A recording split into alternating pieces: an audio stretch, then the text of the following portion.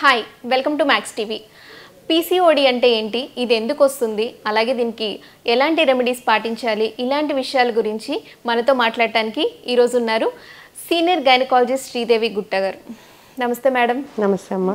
Madam, అసలు PCOD అంటే ఏంటి? చాలా మందికి ఈ పీసీఓడి పీసీఓఎస్ దీనికి డిఫరెన్స్ కూడా తెలియదు. సో మా కోసం తెలియజేస్తారు. ఇది చాలా ఇంపార్టెంట్ టాపిక్ యాక్చువల్లీ. ఎందుకంటే ఎక్కువ మంది మనకి ఓపీస్లోకి అంటే మన ఓపీడీలో చూసే పేషెంట్స్ ఈ రోజుల్లో చాలామంది ఎందుకో పీసీఓడితో వస్తున్నారు. అంటే పీసీఓఎస్ అనేది డిఫరెంట్ కాదు. ఇదివరకు పీసీఓడి పాలిసిస్టిక్ ఓవేరియన్ డిసీజ్ అనేవాళ్ళు. ఇప్పుడు దాన్ని ఒక సిండ్రోమ్ లాగా తీసుకుని పాలిసిస్టిక్ ఓవేరియన్ సిండ్రోమ్ కింద తీసుకుంటున్నారు. సో అది మనకి స్పెషల్గా దానికి ఒక డిసీజ్ లాగా కాదు. అది మనకి కొన్ని హార్మోనల్ చేంజెస్ వల్ల మన బాడీలో వచ్చే సిండ్రోమ్ అనమాట. అది దాంట్లో ఫస్ట్ థింగ్ ఏంటి, మనకి పీసీఓఎస్ కదా, పాలిసిస్టిక్ అంటే పాలి అంటే ఎక్కువ, సిస్ట్లు ఫామ్ అవ్వటం అనమాట.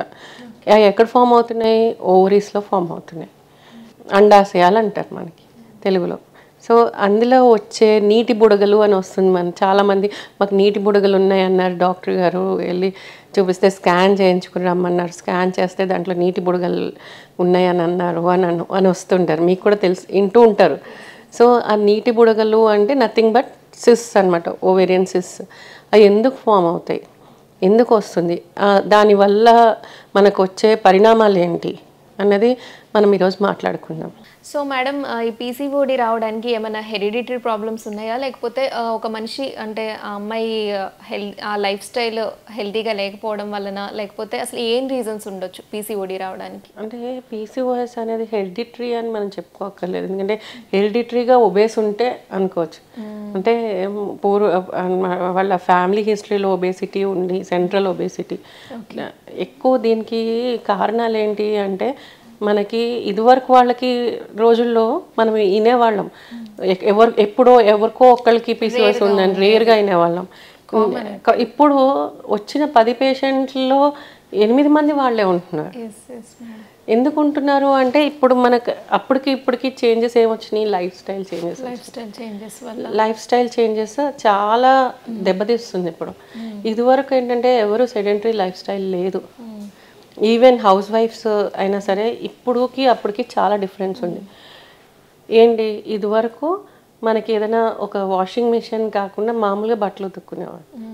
ఇప్పుడు కంపల్సరీ అందరం వాషింగ్ మిషన్లో వేసుకుంటున్నామా. అట్లాగే టీవీ అక్కడికి వెళ్ళి ఆన్ చేసేవాళ్ళు, టీవీ రిమోట్స్. ఇప్పుడు ఏ ఫ్యాన్ ఆన్ చేసుకోవాలన్నా రిమోట్. మన చైర్లోంచి కూర్చుని లేసే ఇవి ఛాన్సెస్ చాలా తక్కువ ఉన్నాయి. ఇదివరకు ప్రతిదానికి వెళ్ళి ఫిజికల్ యాక్టివిటీ లేదు. మన ఫోన్ అయినా సరే మన చేతిలో ఉంటుంది, మనం వెళ్ళి ల్యాండ్ లైన్ మాట్లాడట్లేదు కదా. సో అలాగే స్కూల్ లెవెల్ నుంచి ఇప్పుడు నాట్ ఈవెన్ మ్యారీడ్ పీపుల్, ఇప్పుడు జస్ట్ స్కూల్ లెవెల్ నుంచి కూడా చూసుకుంటే పిల్లలకి ప్లే గ్రౌండ్స్ ఎక్కడ ఉన్నాయి? లేవు కదా. ప్లే గ్రౌండ్స్ లేవు, వాళ్ళకి ఒక ఫిజికల్ యాక్టివిటీ లేదు. ఏదైనా సరే వీడియో గేమ్స్, అన్ని పిల్లలు కూడా మొబైల్స్, వీడియో గేమ్స్ వీటికి అడిక్ట్ అవుతున్నారు. ఇదివరకు పక్కన ఫ్రెండ్స్ ఇంటి దాకా వెళ్ళి ఫ్రెండ్స్ తోటి కబుర్లు చెప్పుకున్నో, లేకపోతే వాళ్ళతో కొన్ని గేమ్స్ ఆడో వచ్చేవాళ్ళు. ఇప్పుడు ఫ్రెండ్స్ అంటే ఫోన్లో చాటింగ్, ఫోన్లో మాట్లాడుకోవడమే తప్ప వెళ్ళి వాళ్ళని కలిసి రావడం అనేది లేదు. ఈవెన్ ఇదివరకు పార్క్స్కి వెళ్ళి ఈవినింగ్ ఒక గేమ్స్ ఆడుకునో, లేకపోతే పిల్లలందరూ కలిసి పరిగెత్తి తిరిగి అట్లా అవన్నీ ఆడేవాళ్ళు. ఇప్పుడు లేదు కదా అవన్నీ. సో అదొకటి. ఇంకొకటి, ఇప్పుడంతా కూడా ఈ లైఫ్ స్టైల్ ఎట్లా అయిపోయిందంటే అపార్ట్మెంట్ లైఫ్ స్టైల్ లాగా అయిపోయింది. Not confirm to a small place. బయట తిరగడం కానీ చేయడం కానీ. అండ్ ఫుడ్ హ్యాబిట్స్ కూడా ఇదివరకు ఇంట్లో ఉండేవే తినేవాళ్ళు. ఇప్పుడు స్విగ్గీ ఆర్డర్ చేసేసుకున్నారు, జొమాటో ఆర్డర్ చేసేసుకున్నారు, అవుట్ సైడ్ ఫుడ్కి అలవాటు పడిపోయారు. అండ్ ఆల్ జంక్ ఫుడ్కి అలవాటు అయిపోయారు, ఏరేటెడ్ డ్రింక్స్ వీటికి అలవాటు పడిపోయారు. సో ఈ సాచురేటెడ్ ఫ్యాట్స్ ఇవన్నిటితోటి, వాళ్ళ సెడెంటరీ లైఫ్ స్టైల్ తోటి, ఇంకా బుక్ స్ట్రెస్ చూస్తే చాలా ఎక్కువ ఉంది. ఇదివరకు ఇప్పటికి అసలు ఎడ్యుకేషన్లో కూడా చాలా డిఫరెన్స్. వాళ్ళ స్ట్రెస్ లెవెల్స్ చిన్నప్పటి నుంచే చాలా ఎక్కువ ఉంటున్నాయి. సో ఇంత స్ట్రెస్ లెవెల్స్, PCOD రావడానికి స్ట్రెస్ కూడా ఒక రీజన్, స్ట్రెస్ ఒక రీజన్, ఈ ఫుడ్ హ్యాబిట్స్ ఒక reason, and physical activities. And midnight కూడా స్విగ్గీ అవైలబుల్ ఉంది కదమ్మా, మిడ్ నైట్ కూడా తెచ్చుకుని తింటున్నారు. So there is no timing for anything. So ఒక పర్టికులర్ పంక్చువాలిటీ కానీ ఒక డిసిప్లిన్ అని లైఫ్లో లేదు. So this is leading to central obesity. Central obesity వచ్చేసరికి హార్మోన్ ఇంబ్యాలెన్స్ ఒకటి వచ్చేస్తుంది. ఈ ఈస్ట్రోజన్, మనకి 2 హార్మోన్స్, ఈస్ట్రోజన్ ప్రొజెస్ట్రాన్ అని 2 హార్మోన్స్ ఉంటే ఆ సైకిల్ని రెగ్యులేట్ చేస్తాయి. అండ్ ఆ హార్మోన్స్లో కూడా చేంజెస్ వచ్చేస్తున్నాయి. చేంజెస్ రావడం, దీంతో ఈ PCOD అనేది ఒకటి రావడం. దీంతో అంటే PCODలో ఎవ్రీ మంత్ ఒక సైకిల్లో మనకు ఒక ఎగ్ రిలీజ్ అవుతుంది. ఆ ఎగ్ రిలీజ్ అనేది ఇక్కడ జరగదు.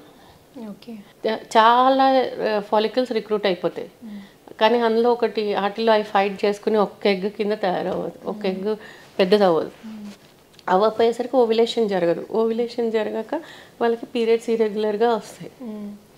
అండ్ PCODలో మనకి ఇప్పుడు ఇట్లా చూడగానే కూడా చెప్పచ్చు మనం PCOD ఉంది అని. వాళ్ళకి సెంట్రల్ ఒబేసిటీ ఉంటుంది, ఈ హెయిర్ అన్వాంటెడ్ హెయిర్ గ్రోత్ ఉంటుంది, అండ్ నెక్ మీద ఇట్లా డిస్కలరేషన్, ఒక నెక్లెస్ లాగా నల్లగా ఒక ఇది చారలాగా వస్తుంది, అకాంథోసిస్ నైగ్రికాన్స్ అంటాం.